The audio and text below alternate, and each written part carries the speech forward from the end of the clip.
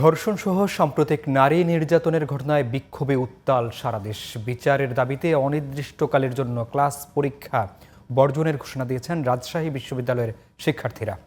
প্রতিনিধিদের পাঠানো তথ্য ছবিতে বিস্তারিত জানাচ্ছেন আব্দুল মালেক। ধর্ষণসহ সাম্প্রতিক নারী নির্যাতনের ঘটনায় বিচার না হওয়া পর্যন্ত অনির্দিষ্টকালের জন্য ক্লাস পরীক্ষা বর্জনের ঘোষণা দিয়েছে রাজশাহী বিশ্ববিদ্যালয়ের শিক্ষার্থীরা।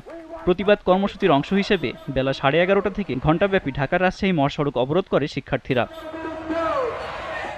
ধর্ষকদের গ্রেফতারের দাবিতে সিলেটের শাহজালাল বিজ্ঞান ও প্রযুক্তি বিশ্ববিদ্যালয়ে বিক্ষোভ করেছে শিক্ষার্থীরা। একজন নারীকে এই নিরাপত্তা দেওয়ার জন্য এই দেশ ব্যর্থ হচ্ছে। কেন আমাদের এই বর্তমান সময়ে এসে একজন ধর্ষকের বিচার চেয়ে আমাদের রাস্তায় নামতে হবে?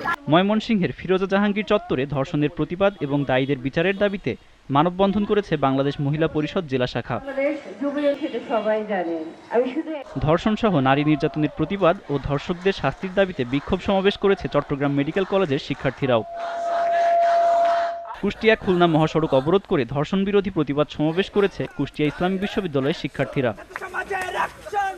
গাইবান্ধায় ধর্ষণের প্রতিবাদে কলেজ রোড এলাকায় মানববন্ধন ও বিক্ষোভ মিছিল করেছে শিক্ষার্থীরা। ধর্ষকদের 24 ঘন্টার মধ্যে গ্রেফতার সহ 4 দফা দাবিতে বিক্ষোভ করেছে লক্ষ্মীপুরের সাধারণ মানুষ। খুন, ধর্ষণ, নিপীড়ন রুখে দাঁড়াও জনগণ প্রতিবাদে ঠাকুরগাঁওয়ে প্রতিবাদ সভা ও বিক্ষোভ মিছিল অনুষ্ঠিত হয়েছে। একই দাবিতে কুমিল্লায় মানববন্ধন ও বিক্ষোভ করেছে ভিক্টোরিয়া কলেজ সহ বিভিন্ন শিক্ষা প্রতিষ্ঠানের শিক্ষার্থীরা।